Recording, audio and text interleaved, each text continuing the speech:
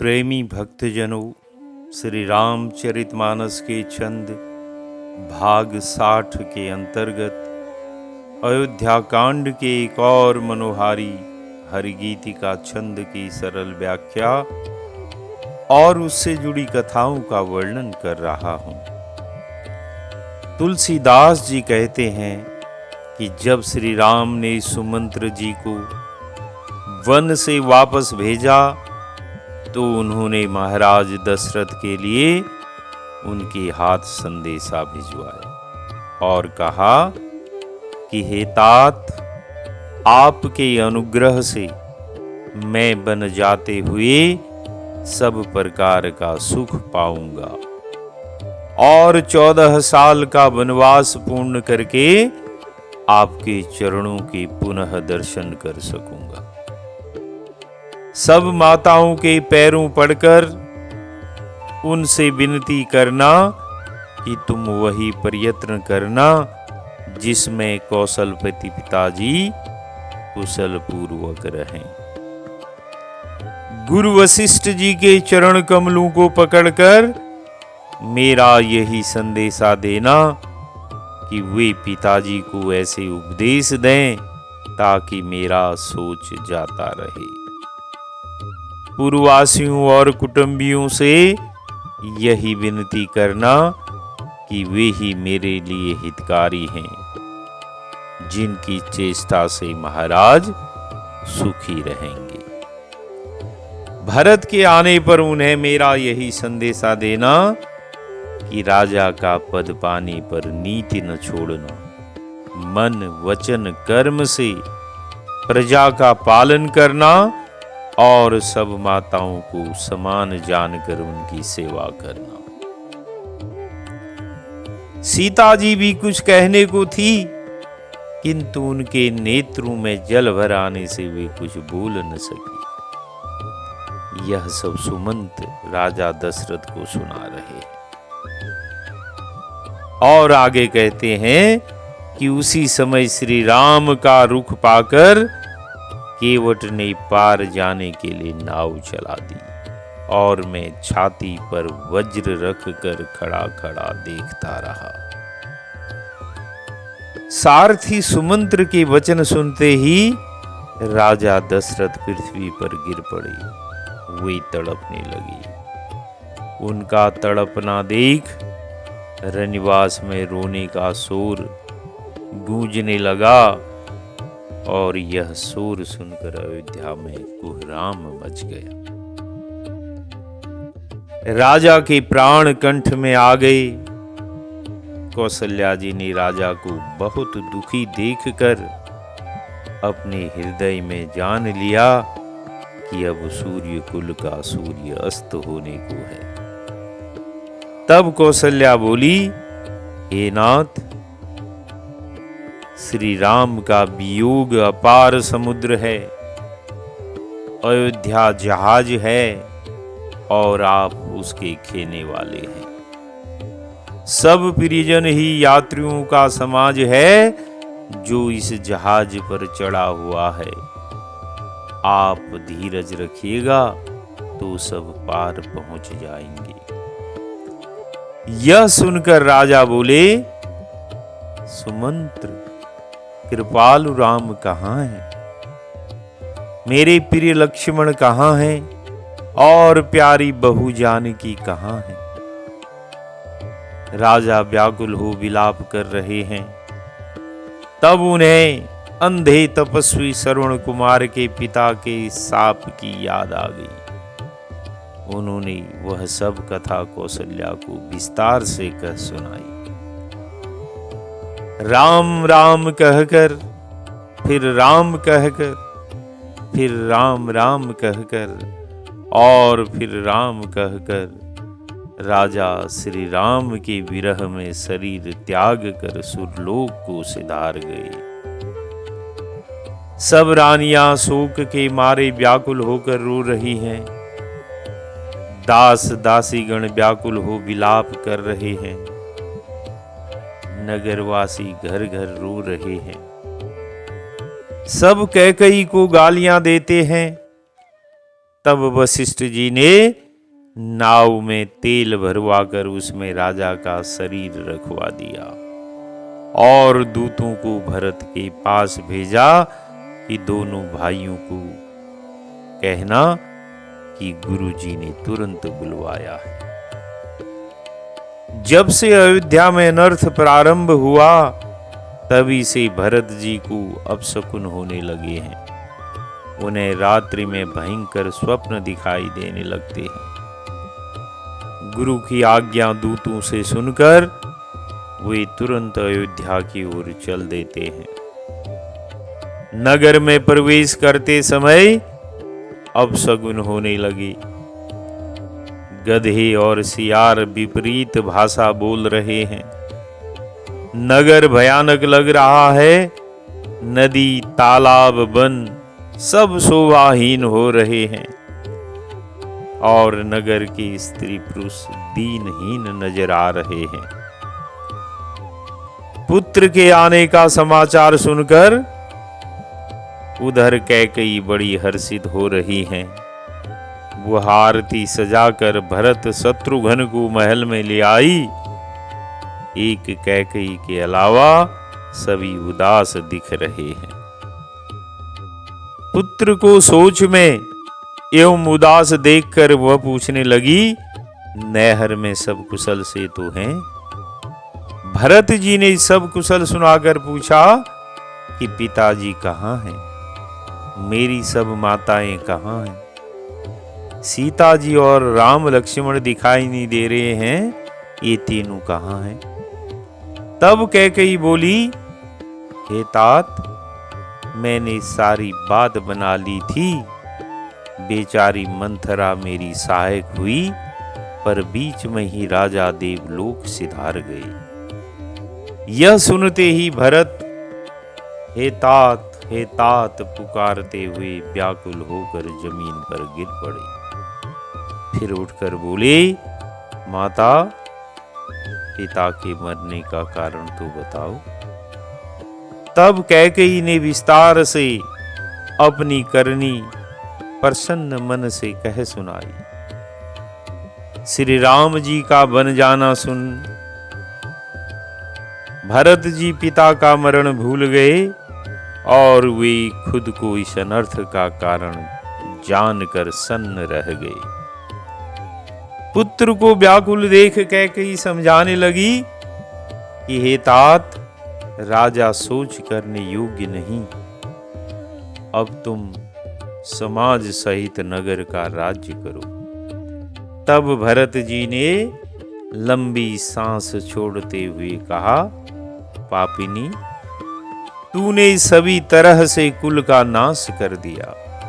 तेरी ऐसी ही दुष्ट इच्छा थी तो मुझे जन्म देते ही क्यों न मार डाला।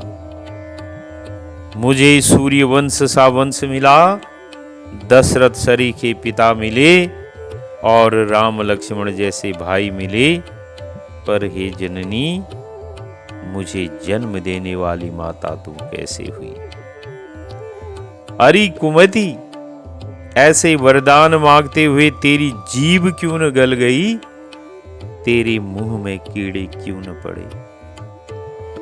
जब श्री राम जी तेरे वैरी हो गए तो तू मुझे सच सच बता कि तू आखिर है कौन? अब अपना मुंह काला करके मेरी नजरों से दूर हो जा। विधाता ने मुझे तेरे हृदय से उत्पन्न किया, मेरी बराबर पापी दूसरा कौन होगा? माता की कुटिलता सुनकर शत्रुघ्न जी के सब अंग क्रोध से जल रहे हैं। उसी समय भांति भांति के कपड़ों एवं गहनों से सजकर कुबड़ी वहां आती है। उसे देख शत्रुघ्न जी क्रोध में भर गए। उन्होंने जोर से उसके कुबड़ पर एक लात जमा दी। वह चिल्लाती हुई मुंह के बल जमीन पर गिर पड़ी। उसका कुबड़ टूट गया, कपाल फूट गया, दांत टूट गए और मुंह से खून बहने लगा। तब शत्रुघ्न जी झोंटा पकड़ उसे घसीटने लगे। यह देख दयानिधि भरत जी ने उन्हें तुरंत छुड़ा लिया। दोनों भाई कौशल्या जी के पास चले। वे मैले वस्त्र पहने हैं, दुख के मारे शरीर सूख रहा है। भरत को देखते ही माता कौशल्या दौड़ पड़ी, किंतु चक्कर खाकर मूर्छित हो गई। तब भरत उनके चरण पकड़कर बोले, हे माता, पिताजी कहाँ हैं? उन्हें दिखा दे। सीता जी, श्री राम और लक्ष्मण भैया कहाँ हैं? उन्हें दिखा दो। कैकेयी इस जगत में क्यों जन्मी? यदि जन्मी ही तो फिर बाँझ क्यों न हुई, जिसने कुल के कलंक मुझ जैसे पुत्र को उत्पन्न किया। भरत जी के कोमल वचन सुनकर कौशल्या जी संभल कर उठी। उन्होंने भरत को छाती से लगा लिया तथा बोली, हे वत्स, तुम धीरज धरो। काल और कर्म की गति अमिट जानकर हृदय में ग्लानि मत करो। हे तात, पिता की आज्ञा से श्री राम ने वल्कल वस्त्र धारण किए हैं। उनके हृदय में न विषाद था न हर्ष था, उनका मुख प्रसन्न था। सबका सब तरह से संतोष कराकर वे वन को चले। साथ में सीता और लक्ष्मण भी चले गए। यह सुन भरत और शत्रुघ्न दोनों भाई विलाप करने लगे। तब माता कौशल्या ने अनेकों प्रकार से उन्हें समझाया और विवेक भरी अनेकों बातें कही। तब भरत जी ने माताओं को वेदों की सुंदर कथाएं कहकर समझाया। भरत जी कहने लगे, हे माता, जो पाप स्त्री और बालक की हत्या करने से होते हैं, जो मित्र और राजा को जहर देने से होते हैं, यदि इस काम में मेरा मत हो तो हे माता, वे सब पाप मुझे लगे।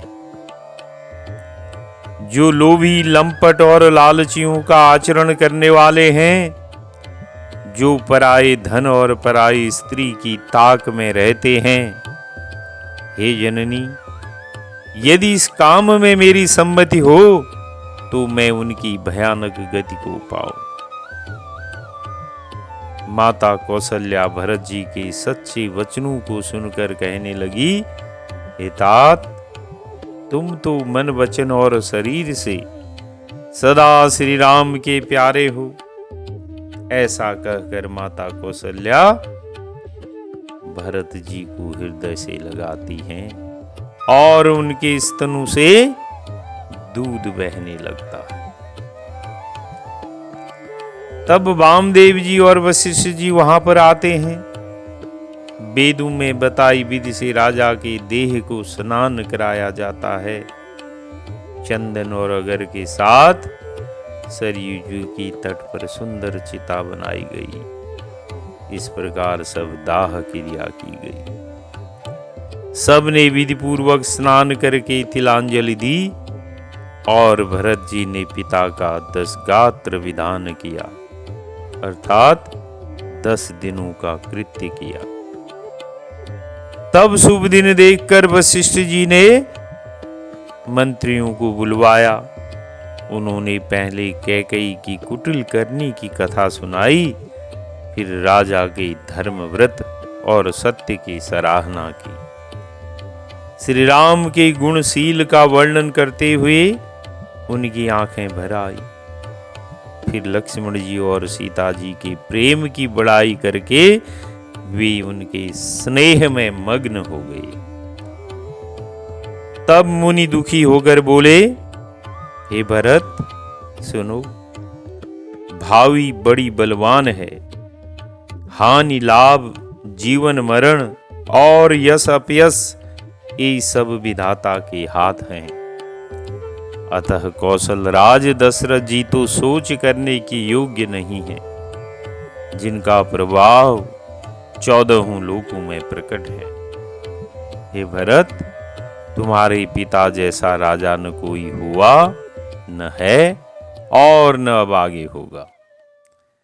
राजा सब प्रकार से बड़भागी थे, उनके लिए विषाद करना व्यर्थ है। राजा ने तुम्हें राजपद दिया है, पिता का वचन तुम्हें सत्य करना चाहिए। जिन्होंने वचन के लिए ही श्री राम को त्याग दिया और राम विरह की अग्नि में अपने शरीर की आहुति भी दे दी। राजा को वचन प्रिय थे, प्राण प्रिय नहीं थे।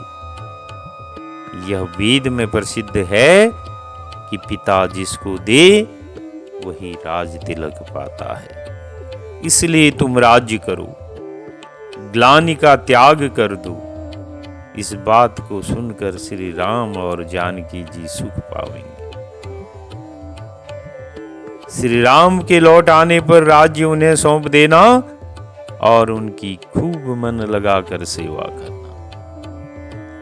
मंत्री हाथ जोड़कर कह रहे हैं कि हे राजकुमार, आप गुरुजी की आज्ञा का पालन कीजिएगा। कौशल्या जी भी कह रही हैं, हे पुत्र, गुरु की आज्ञा का आदर करना चाहिए।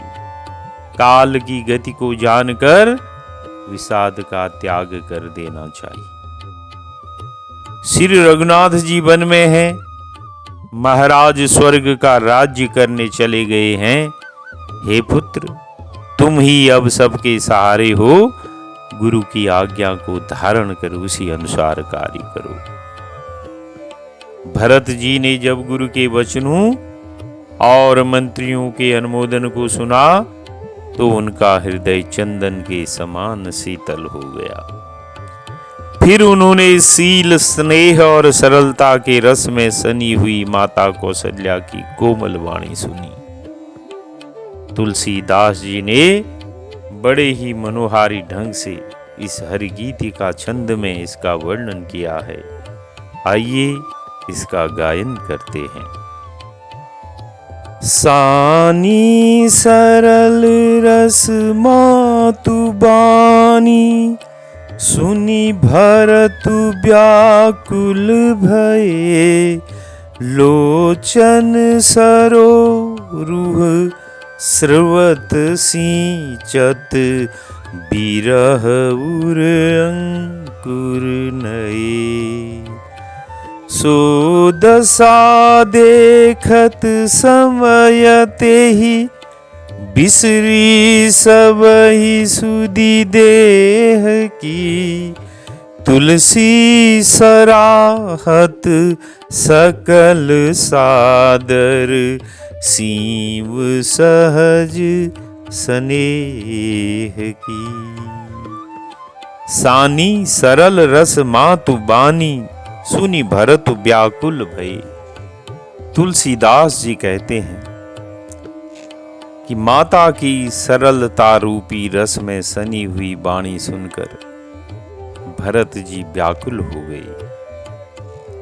अब प्रश्न है कि कौशल्या जी की सरल वाणी सुनकर व्याकुल होने के क्या कारण हो सकते हैं?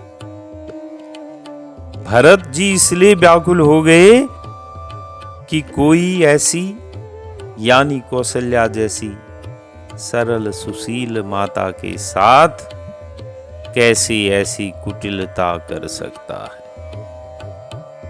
जैसी कुटिलता उनकी मां कैकेयी के द्वारा कौशल्या जी के साथ की गई। यही सोचकर भरत जी व्याकुल हो गए। कोई यदि कुटिल के साथ कुटिलता करे तो उसे दोषी न कहेंगे, पर यदि सरल स्वभाव मनुष्य के साथ कोई कुटिलता करे तो वह बड़ा पाप है। वे इस सरलता को अपनी माता की कुटिलता से मिलाकर श्री राम वनवास आदि अनर्थों का स्मरण करने लगे। लोचन सरोरुह सर्वत सिंचत, बिरह उर अंकुर नई। उनके कमल समान नेत्र आंसू बहाते हैं और हृदय के नए विरह के अंकुर को सींच रहे हैं। अर्थात जो विरह उनके हृदय में था उसको इन्होंने हरा भरा कर दिया। अब प्रश्न है कि विरह के नए अंकुर क्या हैं?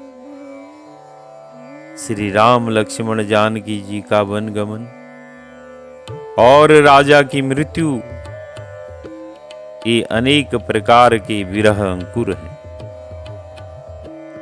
सो दशा देखत समय तेहि बिसरी सभय सुधि देह की। उनकी यह दशा देखकर उस समय सबको अपने शरीर की सुधि बिसर गई, सब अपनी सुध बुध भूल गए।